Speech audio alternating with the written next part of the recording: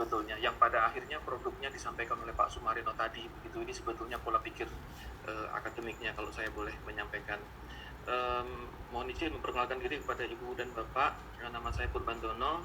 Saat ini saya masih di kampus ITB sebagai Ketua Satuan Penjaminan Mutu, baru tahun 2020.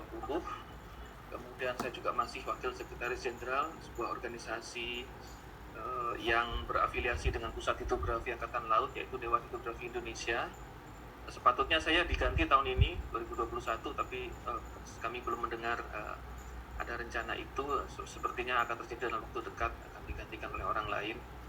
Sejak 2008 saya lektor kepala dalam bidang hidrografi rekayasa. Jadi pekerjaan saya sehari-hari, saya bekerja untuk para mahasiswa saya. Yang menarik yang saya ingin ceritakan di sini adalah pada tahun 2019, itu 2 tahun yang lalu, saya dilantik menjadi insinyur. Ini adalah sebuah konsekuensi dari peraturan pemerintah dalam bentuk undang-undang tentang keinsinyuran, bahwa semua orang yang bekerja dalam bidang keinsinyuran harus memiliki sertifikat sebagai seorang insinyur sekurang-kurangnya yang melekat pada namanya. Jika nanti didaftarkan di PII, dia boleh mendapatkan tambahan atribut sebagai insinyur profesional atau IP begitu ya. Karena saya sebetulnya lulus tahun 95 sebagai sarjana, itu saya SD, jadi IR-nya baru belakangan.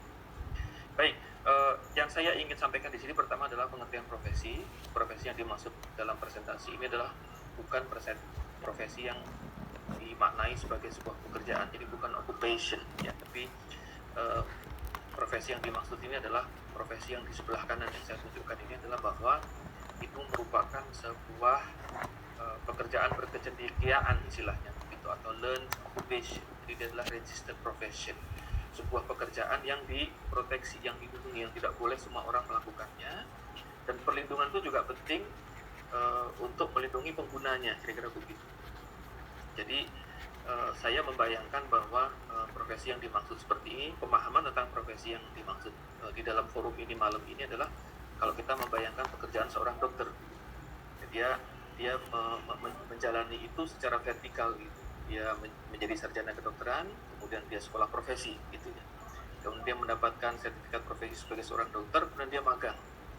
Sampai akhirnya dia didaftar, kemudian diberi izin license gitu untuk praktek. Nah, ini yang saya bayangkan gitu. Nah, inilah cita-cita kampus. Cita-cita kampus terhadap disiplin geodesi ini kira-kira seperti ini, ingin menjadikan disiplin itu sebagai pabrik untuk melahirkan profesi-profesi yang di sebelah kanan. Lalu kenapa profesi ini harus ada begitu ya? Karena negara memerlukan ini, negara memanggil. Jadi seseorang yang melakukan ini itu sebetulnya karena panggilan, karena summon gitu, untuk melakukan pekerjaan terpelajar. Nah, kenapa surveyor ini nanti termasuk ke sini begitu ya? Karena dia punya implikasi yang bisa merugikan masyarakat dan negara kalau profesinya tidak dilindungi begitu, seperti halnya tenaga kesehatan, seperti halnya pekerjaan-pekerjaan keinsinyuran yang lain.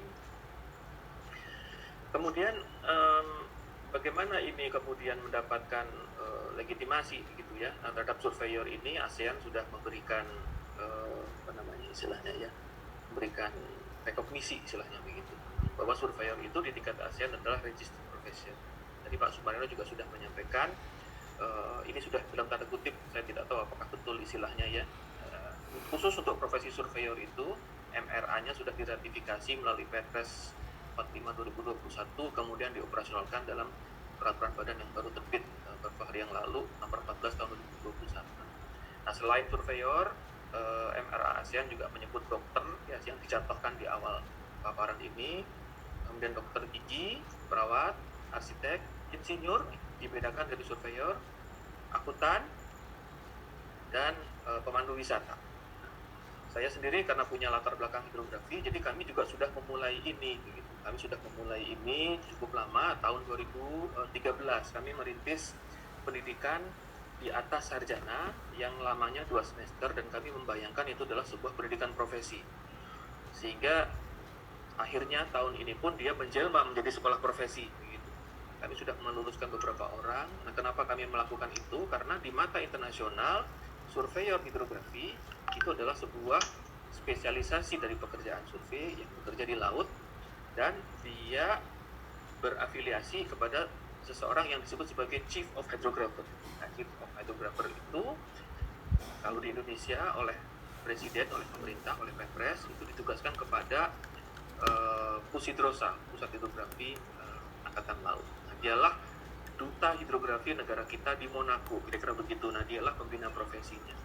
Jadi nanti kita bisa menghubungkan, karena dengan cerita seperti ini ternyata tidak ada konflik kepentingan antar sektor itu tidak ada sebetulnya, karena semua kita bisa letakkan.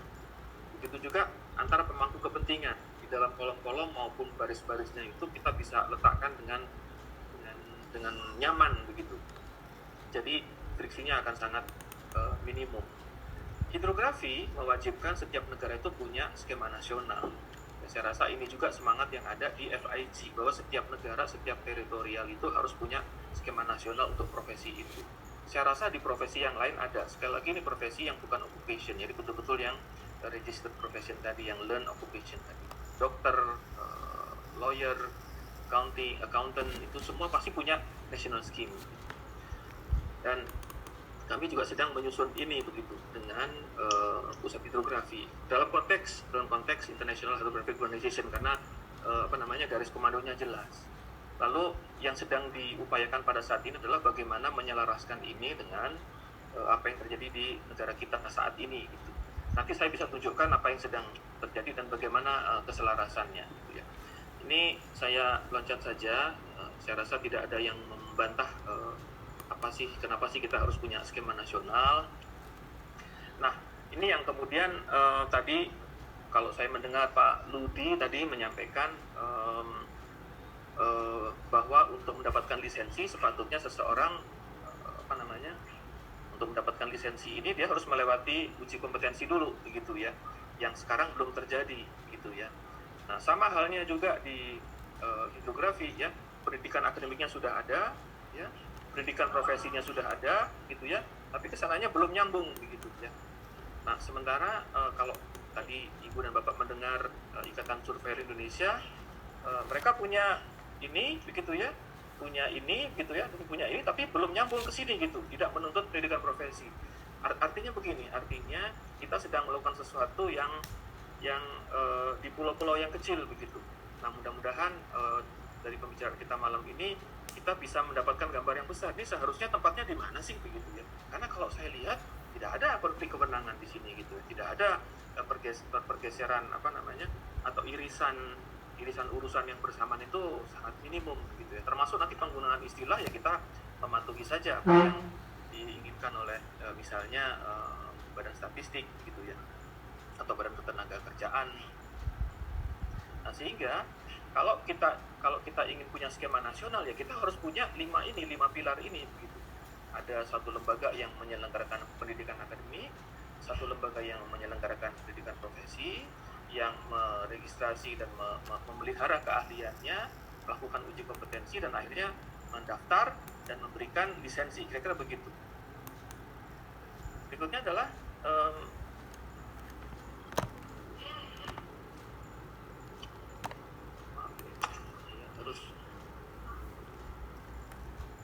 analoginya adalah apa yang dilakukan oleh Undang-Undang Keinsinyuran.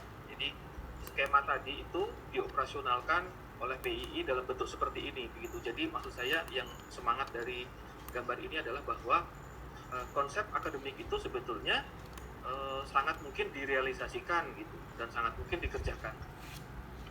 Sehingga kami pun ini saya lewati saja. Ini dari Pak Riki, dari kolega saya, bahwa kalau secara akademik dia ada dan sudah terverifikasi di banyak negara, ini contohnya yang ini, saya mundur sedikit, jadi banyak negara ini semuanya sudah, setidaknya kita melihat ada beberapa negara yang sudah punya skema nasional ini dalam hal ini untuk hidrografi. Nah, untuk Indonesia barangkali nanti akan seperti ini begitu, karena kita punya banyak sektor ya, sekurang-kurangnya saya pribadi melihat ada sektor itu ada 3 setidak-tidaknya, itu ada sektor legal, kadaster gitu ya, ada sektor infrastruktur itu yang di pekerjaan umum, dan ada sektor hidrografi, di mana BIG nanti menjadi sektor yang umumnya, yang menjadi pemasok untuk kesemuanya. Jadi lisensi nanti akan diberikan kepada pembina-pembina sektor tadi. Pak Ludi kalau mencari license surveyor, rekrut saja dari yang sudah registered gitu. Tinggal dibeli lisensi, dimintakan lisensi oleh pembina sektornya gitu. Saya misalnya kalau misalnya saya ingin mencari survei hidrografi ya saya akan berafiliasi dengan pusat hidrografi, dan pusat hidrografi tinggal akan mengambil saja nanti begitu, mengambil saya dari isi gitu. Tinggal diberi lisensi seperti itu. Nah, oleh karena itu di dalam peraturan badan yang baru itu sebetulnya rancangan pola karirnya dibentuknya seperti ini gitu ya. Ada yang di jalur regulernya itu sarjana teknik, pendidikan akademik bidang geodesi, kemudian menjalankan pendidikan profesi. Sekarang yang sedang disepakati adalah pendidikan profesinya pendidikan profesi insinyur dengan BK geodesi, karena kita masih bagian dari itu ya. Kemudian kalau dia lulus maka dia akan diberi julukan sebagai surveyor oleh asosiasi profesi. Setelah dia menjalani pemagangan atau bekerja di bawah penyeliaan, nanti dia akan didaftar gitu ya, dan kalau dia dinyatakan layak dia akan diberikan lisensi. Saya rasa pola pembentukan karir yang demikian akan sangat menghemat energi sektor-sektor tersebut gitu. Jadi mereka tinggal memetik hasilnya di ujung tanpa harus susah payah investasi dari bawah. Nah, bagaimana dengan teman-teman yang sudah ada, ya kita membuatkan khusus namanya jalur senja begitu, sehingga nanti berikutnya akan melewati proses yang sama. Nah, kami di ITB sudah punya sekolah profesi namanya namanya program studi profesi insinyur dengan bidang teknik geodesi geomatika. Hanya saja memang karena waktu itu dia dibangun khusus untuk menghasilkan survei hidrografi yang terkategori A menurut pengakuan IHO, ini didesain untuk itu gitu ya. Tapi kalau misalnya Cat E-nya dipotong, kategori IHO-nya dipotong, dia sebetulnya sama dengan desain sekolah profesi yang diinginkan oleh semangat yang ada di MRA ASEAN itu. Demikian yang saya dapat sampaikan Bapak Moderator dan Ibu dan Bapak sekalian. Semoga memperdaya diskusi kita pada malam ini. Terima kasih. Terima kasih Pak Purban dulu.